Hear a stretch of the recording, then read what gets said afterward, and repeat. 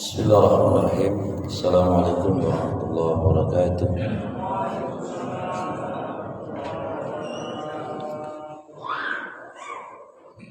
Bismillahirrahmanirrahim. Wassalatu wassalamu ala Rasulillah wa ala alihi wa sahbihi wa man wala, la haula wa la quwwata illa billah, ma ba'du. Qala Allah ta'ala, a'udzu billahi minasyaitonir rajim.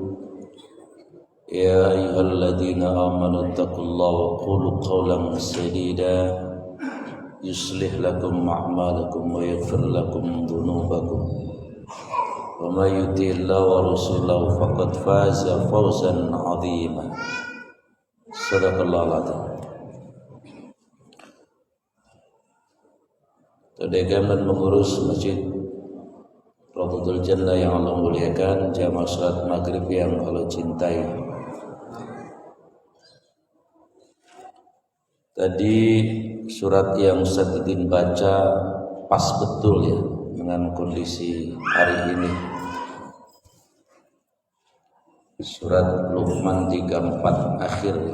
Innallaha, sesungguhnya Allah, indahu, hanya pada sisi Allah, ilmu rahasia atau pengetahuan, as-sa'ah, datangnya hari kiamat. Datangnya hari kiamat itu rahasia Allah. Wa yunazzilul ghaitsa, turunnya air hujan, rahasia Allah. Setidaknya sudah 3 sore ya, terlihat mendung menggelayut, tapi orang hujan-hujan juga. Maren penter panas, lah hujan. Di Jelupang penter, Pondok Serut hujan, Kayu Gede hujan, Bojong penter, begitu. Jadi memang hujan dan tidak hujan itu adalah rahasia Allah. Wa ma tadri wa ya'lamu ma fil arham, apa yang terjadi pada rahim wanita. Tetangga saya ngaji, ibu-ibu ngajinya sama istri saya. Lah ngajinya depan kamar tidur saya. Lah saya denger. Karena ibu-ibu makan kalau ngaji uplek, rame begitu. Saya dengerin baik. Cerita apa ini? Ada salah satu yang cerita, serius ceritanya, heboh. Saya kaget banget katanya. Saya kaget. Apa ini, saya bilang? Kirain dapat kiriman durian 1 kontainer gitu kan. Rupanya dia kaget, dia hamil, Pak. Iya, dia hamil, kagetnya luar biasa. Maksudnya kagak disangka, kagak dinyana. Dia ngomong sendiri dia sudah pakai apa namanya itu, KB, kata dia begitu. Dalam hati saya, lah ente kagak baca surat Luqman. Saya bilang begitu di hati saya, man. Lah apa urusannya sama KB bagi Allah? Yang terjadi di rahim perempuan ya urusan Allah. Yang bikin netes kagak netes, bukan KB kagak KB. Itu mah ikhtiar doang. Ada orang, mohon maaf, nggak pakai KB, orang netes pisan, kagak jadi baik. Orang sono mama apa nama ajir apa namanya. Sebaliknya ada yang udah dialang-alangin pakai segala macam istilah kata, kedip doang lah jadi. Istilah kata maksudnya begitu, maksudnya istilah kata maksudnya. Ya kayak tadi tetangga saya, dia nggak enaknya saya dengerin aja, anaknya yang gede udah kuliah di UIN. Lah kan di perumahan saya mah kan rumah kecil. Memang kayak di sini rumahnya selebar rumah. Jadi saya kan di Geraha Mas kecil-kecil, lah anak 4, perawan 2. Lah bagaimana ini? Kira-kira begitu kagetnya. Bahkan kata dia, saya dengerin baik, anak yang pertamanya sewot katanya sama emaknya. Ya lu neng, lu ora paham pisan. Bukan urusan mak lu sama bapak lu, bukan. Wa ya'lamu ma fil arham. Yang terjadi pada rahim wanita urusan Allah. Jadi kagak jadi urusan Allah. Jenis kelaminnya nanti juga urusan Allah. USG mah kan udah sekian bulan. Yang nentuin lanang apa wadon lah Allah. Kemudian wa matatin nafsu ma taksibu ghadan, lagi terjadi juga rame viral tentang Gus Samsudin ya. Rame banget itu. Masya Allah, luar biasa beliau ya, yang datang ke beliau ribuan. Begitu ada pesulap merah berkurang, dan terakhir berkurang ketika beliau menyampaikan surat Al-Falaq, qul a'udzu birabbil falaq, diterjemahkan bahwa wa ma khalaqtul jinna wal insa illa liya'budun. Tidaklah Allah ciptakan jin dan manusia kecuali untuk beribadah. Lah ayatnya ngalor, artinya ngulon. Ya makin susut bae, malah sekarang minta ditutup padepokannya. Kesian sama beliau itu. Walaupun muridnya tadinya udah ribuan luar biasa. Ya tentu yang datang sama beliau ya kan beliau disebut orang pinter ya. Mohon maaf yang datang rada-rada blok. Ya kan orang pinter. Udah berulang-ulang terkejadian mulu ya, Braja Musti lah, wah pokoknya yang top-top itu tetap baik, laku keras. Tampang kayak saya jadi dukun juga laku kayaknya Pak Abah ya Pak, saya jadi dukun aja kali ya. Nabi Nuh aja subhanallah ya, umurnya 1006 tahun, dakwanya 950 tahun, 10 tahun dapat jamaah 1. Beliau tetap istiqomah kan dakwah ya, luar biasa. Nah jadi tidak ada satupun orang bisa, kan orang pintar biasanya bisa ngeramal masa depan, membicarakan ini itu. Makanya definisi dukun yang paling gampang, orang yang sok tahu perkara gaib. Padahal mah nebak-nebak doang dia juga. Lah waktu TV recordernya hilang, datang ke Mbah, kata Mbah, tenang, TV recorder masih di sekitar sini, belum jauh.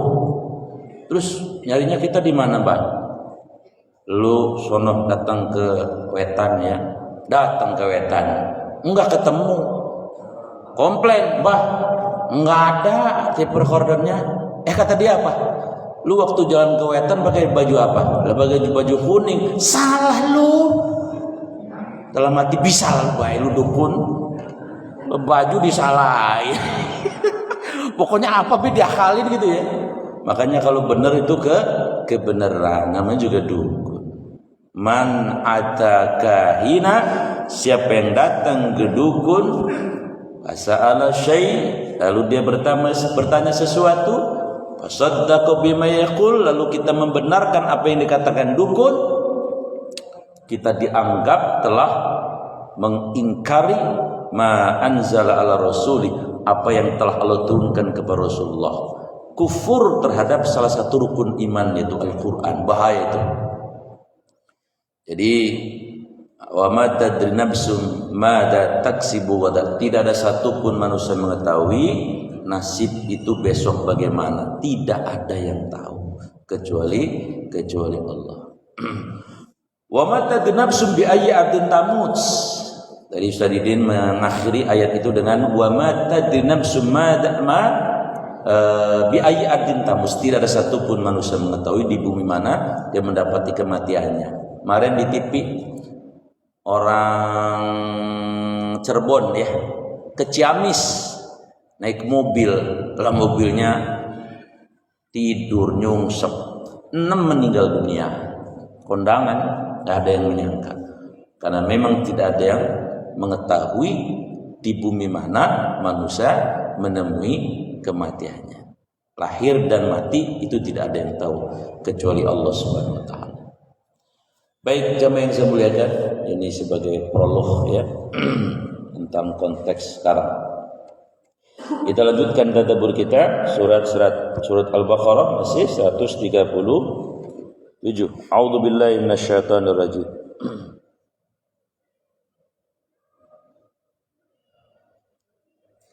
فَإِنْ آمَنُوا بِمِثْلِ مَا آمَنْتُمْ بِهِ فَقَدِ اهْتَدَوْا وَإِنْ تَوَلَّوْا فَإِنَّمَا هُمْ فِي شِقَاقٍ فَسَيَكْفِيكَهُمُ اللَّهُ وَهُوَ السَّمِيعُ الْعَلِيمُ. Ini masih membicarakan tentang orang-orang Yahudi dan Nasrani yang diperbandingkan oleh Allah dengan Rasul dan umatnya, yaitu kita. Apa kata Allah di sini? Maka jika mereka telah beriman, maksudnya siapa? Orang-orang Yahudi dan Nasrani di masa Rasul yang jika mereka telah beriman sebagaimana yang kamu imani, sungguh mereka telah mendapat petunjuk.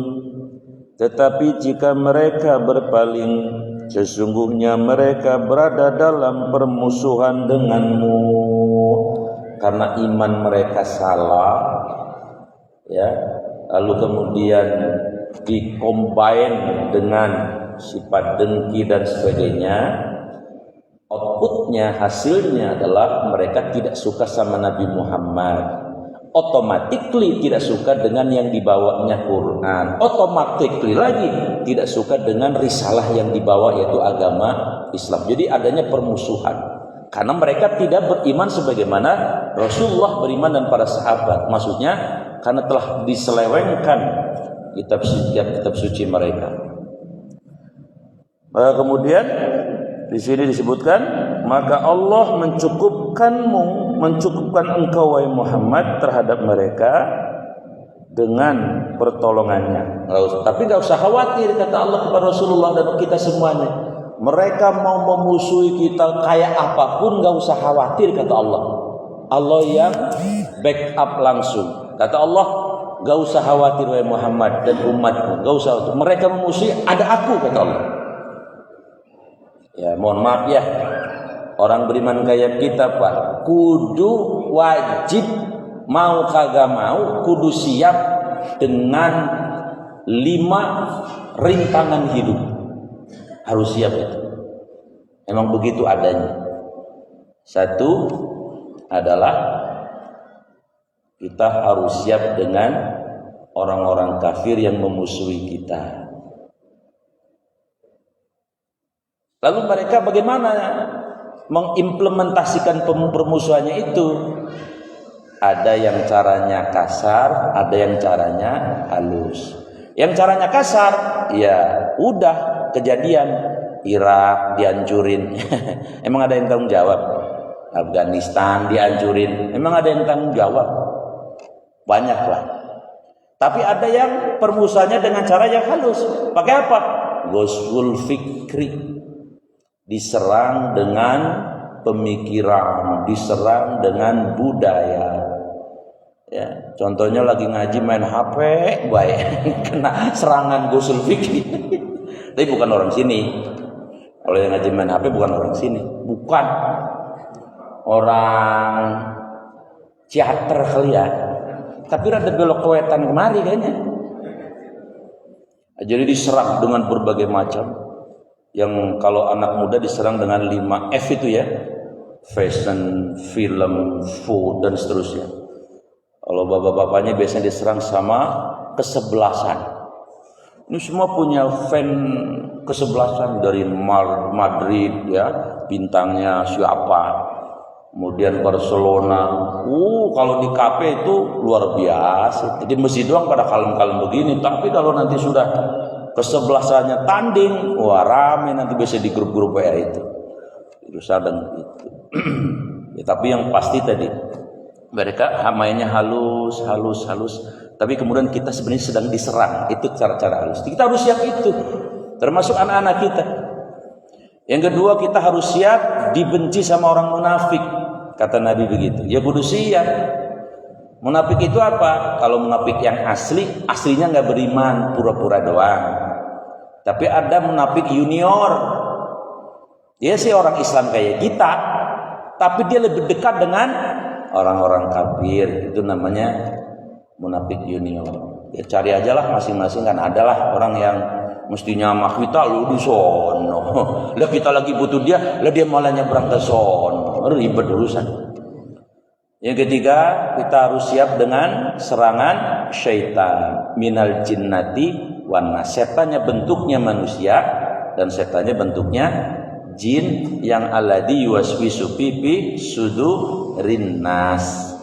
Yang paling sederhana contohnya, bapak mau tahajud bangun jam 3, sarungnya ditarik sama ibu. Alah, lagu apa sih Pak pakai tahajud segala? Dingin ini, umpama.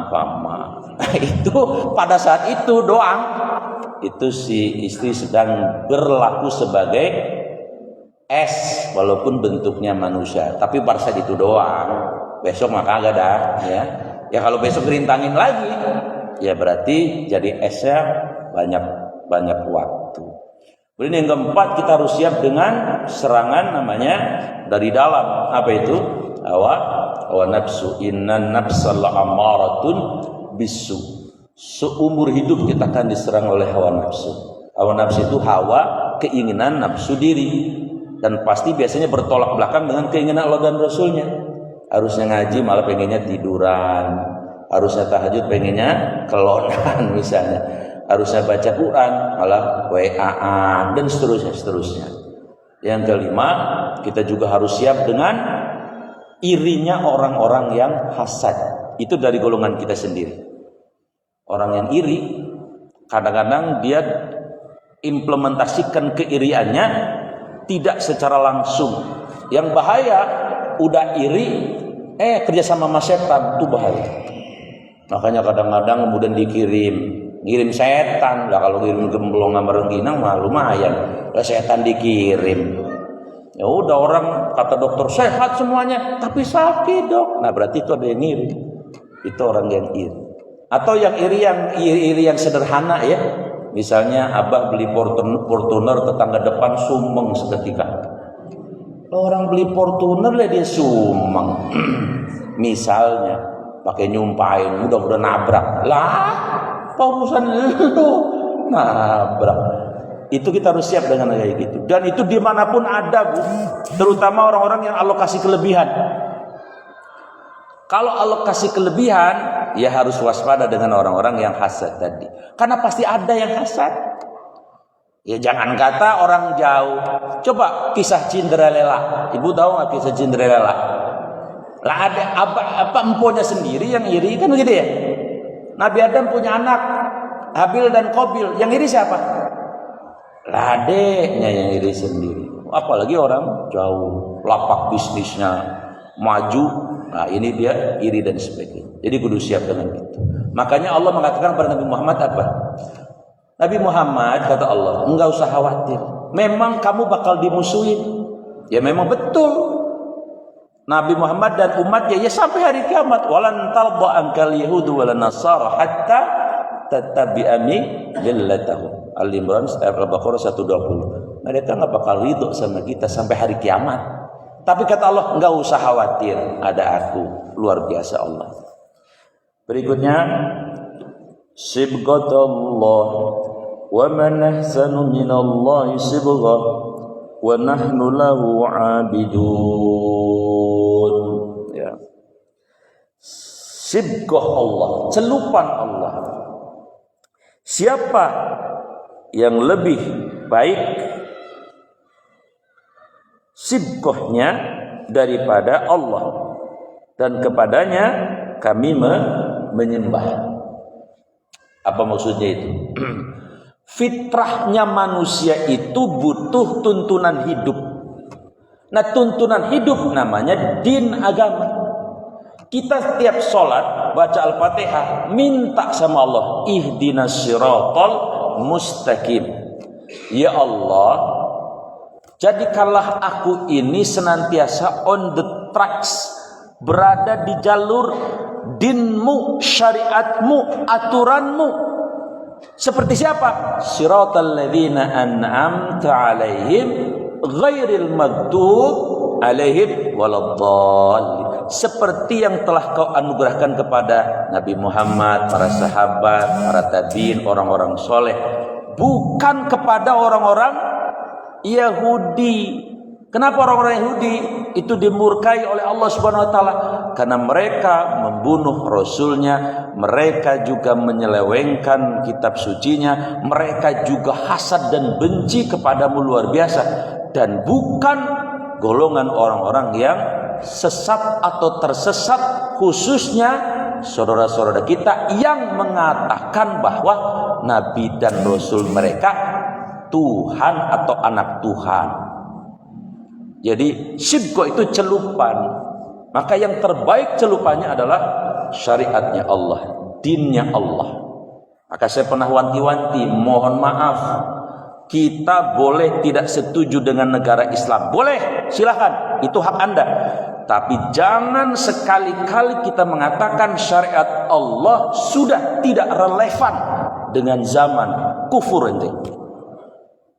Kita memang harus mengakui dan menyadari bahwa Indonesia itu negara kesepakatan bersama. Yes, orang Islam sudah setuju itu semuanya.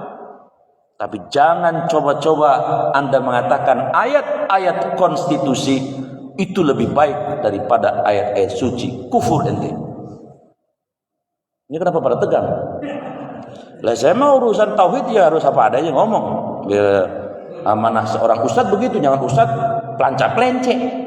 Pengen menggembirakan orang, ya nggak bisa dong.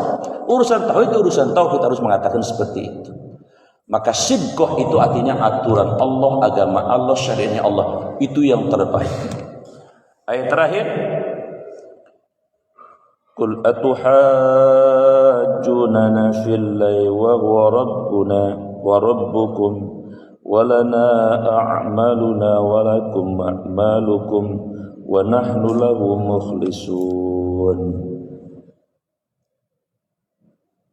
Katakanlah wahai Muhammad, apakah kamu hendak berdebat dengan kami tentang Allah, padahal Dia adalah Tuhan kami dan Tuhan kamu. Bagi kami amalan kami, bagi kamu amalan kamu, dan hanya kepadanya kami dengan tulus mengabdikan diri. Jadi gampangnya begini, mereka kadang-kadang ingin berdiskusi tentang Tuhan, mengajak diskusi tentang Tuhan sama Nabi. Sama kita juga kadang-kadang begitu. Kalau mereka ngajak diskusi, wajadilhum billati ahsan, perintah Allah begitu. Silakan kita diskusi dengan mereka dengan ahsan. Dan kalau kita diajak diskusi mereka, kita dianjurkan langsung menukik kepada substansi ajaran agama. Apa itu? Tauhid. La ilaha illallah. Kalau kita diajak diskusi, jangan kemana-mana ngalor ngidul ngulon ngetan ribet. Sudah, konsep la ilaha illallah menurut Anda bagaimana? Itu saja selesai. Kalau mereka tanya, menurut kamu? Menurut saya, tidak boleh ada Tuhan-Tuhan palsu. Tuhan benda, Tuhan manusia, Tuhan jimat, Tuhan uang, Tuhan pimpinan. Illallah, satu-satunya ilah yang la khaufa illallah, tidak ada yang paling ditakuti orang beriman kecuali Allah. La mahbuba illallah, tidak ada yang paling dicintai oleh orang beriman kecuali Allah. La roja illallah, tidak ada yang disandari dalam hidupnya orang beriman kecuali Allah. Itu penjelasan kami. Gitu kalau diajak diskusi. Paling dia, oh begono ya, iya begitu beda udah. Jadi jangan ke pinggir-pinggirnya, langsung ke tengahnya, kira-kira begitu. Karena biasanya yang ini mereka akan keder. Kenapa? Lah keder mereka menjawabnya. Kenapa? Fitrahnya sih mereka mengakui Tuhan itu ya Allah yang seperti kita imani. Tapi karena terselubungi oleh something, ya, sesuatu, ya, itu kemudian tauhid itu menjadi agak rancu. Mudah-mudahan ya siapa yang masih menganggap bahwa ada Tuhan selain Allah diberi hidayah oleh Allah Subhanahu wa taala sehingga mereka kemudian punya iman sebagaimana yang kita imani. Mohon maaf lahir batin. Assalamualaikum warahmatullahi wabarakatuh.